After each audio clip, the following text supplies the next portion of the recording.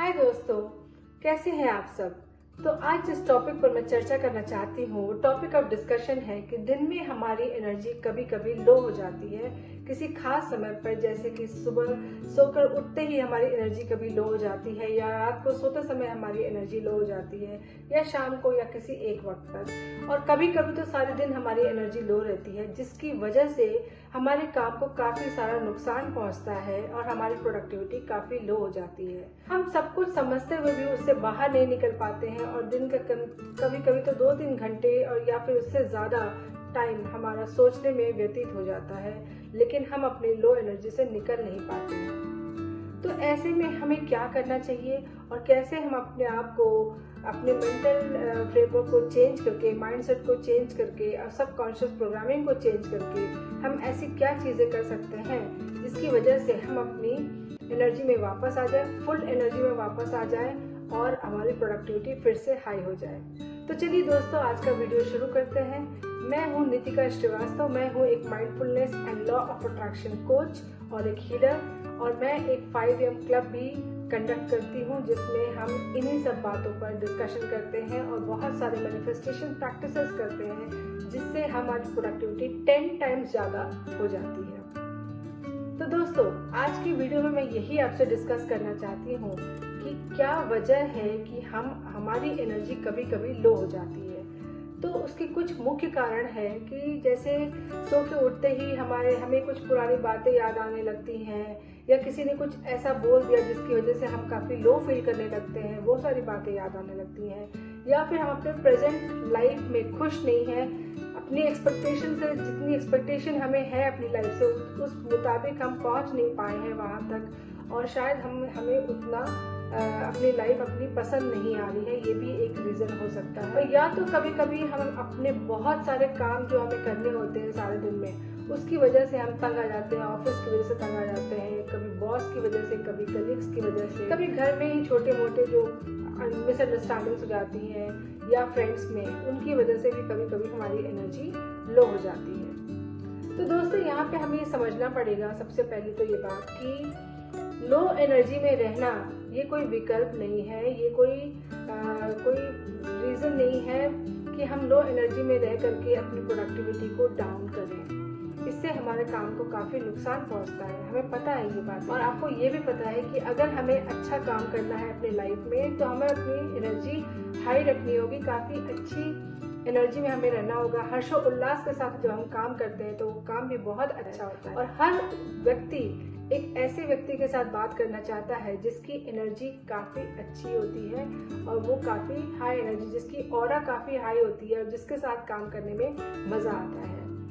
तो चलिए देखते हैं स्टेप बाय स्टेप कि कैसे हम अपने एनर्जी को वापस अच्छे तरीके से हाई एनर्जी में हम आ सकते हैं। सबसे पहले हमें ये समझने की ज़रूरत है कि ऐसी एनर्जी में रह करके हम अपने लाइफ में तरक्की नहीं कर सकते, और हमें अच्छा काम करने के लिए, अच्छी प्रोडक्टिविटी में आने के लिए हमारी एनर्जी अच्छी होनी चाहिए। तो क्या चीज़ें हम कर सकते हैं जिससे हमारी एनर्जी अच्छी हो। नंबर 1 है प्रैक्टिस क्विक एनर्जी रीसेट। ये कैसे करते हैं? इसके लिए हम एक ब्रिस्क वॉक पर जा सकते हैं, कुछ फिजिकल एक्सरसाइज कर सकते हैं, स्ट्रेचिंग कर सकते हैं, या फिर ठंडे पानी से या गर्म पानी से नहा सकते हैं जिसकी वजह से हमारा मूड फ्रेश हो जाए। और इन सब चीज़ों को करने से हमारे अंदर एंडोर्फिन्स नाम की हार्मोन्स रिलीज होते हैं, जिसकी वजह से हमारा माइंड वापस रिफ्रेश हो जाता है, हमारी इमोशनल एनर्जी अच्छी हो जाती है और हमें काम करने का मन करता है। Number 2, practice visualization. ये बहुत ही इम्पोर्टेंट टूल है दोस्तों, और अगर इसको आपने अच्छे से प्रैक्टिस कर लिया और इस पर महारत हासिल कर ली तो आप लाइफ में हमेशा आगे और आगे ही बढ़ेंगे। तो इसको कैसे करना है कि हम लाइफ में जो भी कुछ अचीव करना चाहते हैं उस एंड रिजल्ट को हम अपने माइंड में इमेजिन करें, देखें। अगर कहीं आपको स्टेज पर कोई प्राइज पाना है या फिर किसी कंपनी में हाई पोस्ट पर जाना चाहते हैं तो उस चीज़ को हम अपने माइंड में उसको विजुअलाइज करें और ये सोचें कि ऐसा होने पर मुझे कैसा फील होता है, मुझे कितना अच्छा लगता है, लोग मुझे कॉन्ग्रेचुलेट करते हैं, सेलिब्रेशंस होते हैं, पार्टीज होती है और मैं कितनी खुश रहती हूँ या खुश रहता हूँ। इस चीज़ को अपने माइंड में विजुअलाइज करें। जब आप उस स्टेज, उस मकाम को अपने माइंड में इमेजिन करते हैं, तब आपको ये महसूस होगा कि आपकी एनर्जी कितनी अच्छी हो जाती है और उसका मज़ा कितना ज़्यादा होता है।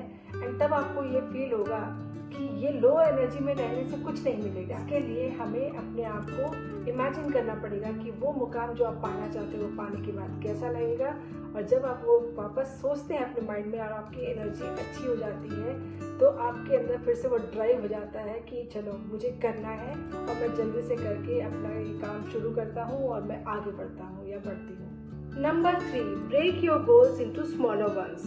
कभी कभी ऐसा होता है कि अगर हमें बहुत सारा और बहुत बड़ा काम करना होता है तो हम कभी कभी घबरा से जाते हैं, हमें एंजाइटी हो जाती है या हमें ओवरवेलमिंग लगने लगता है। तो ऐसे में हम अपने बड़े टास्क को छोटे छोटे टास्क में बांट सकते हैं और इन छोटे छोटे टास्क को एक एक करके कर सकते हैं। और जब हमें इन छोटे कामों को कर लेंगे तो हमें बहुत अच्छी एनर्जी फील होगी और ऐसा करने के बाद हम आगे और नेक्स्ट टास्क और फिर नेक्स्ट टास्क और फिर नेक्स्ट टास्क करने के लिए प्रेरित होते जाएंगे। Number 4 is to shift your mindset. हमें अपने माइंडसेट को लैक माइंडसेट से अबंडेंस माइंडसेट में शिफ्ट करना है। इसका मतलब ये होता है कि हम अपनी सारे परेशानी, दुविधा और बहुत सारे फियर्स, एंजाइटीज में रहते हैं जिसकी वजह से हमारी एनर्जी लो हो जाती है। मगर लो एनर्जी में रहने से तो हमें कुछ भी नहीं मिल रहा होता है। तो ये सोचना यहाँ पे बहुत इंपॉर्टेंट है कि ऐसे बातें सोच करके हमें मिल भी क्या रहा है। और इसलिए हमें अपनी माइंडसेट को लैक माइंडसेट से अबंडेंस माइंडसेट में शिफ्ट करना होगा। यानी कि हमें अच्छी बातें सोचनी है, हमें अपने गोल्स को अकम्प्लिश करने के बाद हमें क्या क्या मिलेगा वो सोचना है। और ये सोचना है कि जब हम आज इससे बाहर निकलना है, अगर ये मोमेंट और ये समय अगर हमें पसंद नहीं आ रहा है तो इसी से तो बाहर निकलना है। इसके लिए हमें काम करना है और आगे बढ़ना है।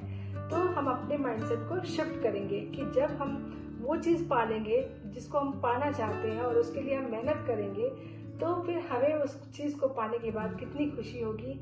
और वो इस वजह से हमें अपने माइंडसेट को लैक से अबंडेंस की तरफ शिफ्ट करना है। एंड नंबर 5, अपने एनर्जी को अपलिफ्ट करने के लिए यानी कि हाई एनर्जी में आने के लिए किसी इंस्पिरेशन वीडियो को सुने या मोटिवेशनल वीडियो को सुने। और ये YouTube पे आपके बहुत सारे ऐसे मोटिवेशनल इंस्पिरेशन वीडियोस मिल जाते हैं जिससे आपकी एनर्जी वापस फिर से हाई जाती है। आप चाहे तो अपने फेवरेट मोटिवेशनल स्पीकर को चूज कर सकते हैं और उनके वीडियोस को देख करके अपनी एनर्जी को हाई कर सकते हैं। दूसरा ये तरीका है कि आप अच्छी म्यूजिक सुने, कभी वो दुखी म्यूजिक, लो फीलिंग वाले म्यूजिक को न सुने और हमेशा हाई म्यूजिक सुने जो आपको अच्छी एनर्जी देता है। मोटिवेशनल म्यूजिक सुने या फिर जो खुशी देने वाली म्यूजिक सुने। तो ये सब करने से आपकी इमोशंस हाई होंगे, आपकी इमोशंस अच्छी हो जाएंगी और आपको वापस फिर से काम करने का मन करने लगेगा। तो दोस्तों, आप इनमें से बताइए कि कौन सा स्टेप लेने वाले हैं जब भी अगर एनर्जी कभी लो होती है। मैं नहीं चाहूँगी कि आपकी एनर्जी कभी लो जाए, लेकिन अगर कभी लो होती है तो आप इनमें से कौन सा स्टेप चूज करना पसंद करेंगे, नीचे दिए हुए कमेंट बॉक्स में ज़रूर बताएं। और आपको ये वीडियो कैसा लगा दोस्तों ज़रूर बताएं। किस तरह की वीडियोस आप देखना पसंद करेंगे ज़रूर शेयर करें ताकि मैं ज़्यादा से ज़्यादा उस टॉपिक पर वीडियो बनाने की कोशिश करूँगी। और अगर आपने मेरे चैनल को सब्सक्राइब नहीं किया है तो प्लीज़ चैनल को सब्सक्राइब करिए और नीचे दिए हुए बेल आइकन को प्रेस कर दीजिएगा ताकि आगे आने वाले सारे वीडियोस की नोटिफिकेशंस आप तक पहुंच सके। तो इस वीडियो को यहीं पर ख़त्म करते हैं दोस्तों। मैं आपसे विदा लेती हूँ, फिर मिलेंगे। थैंक यू, नमस्ते।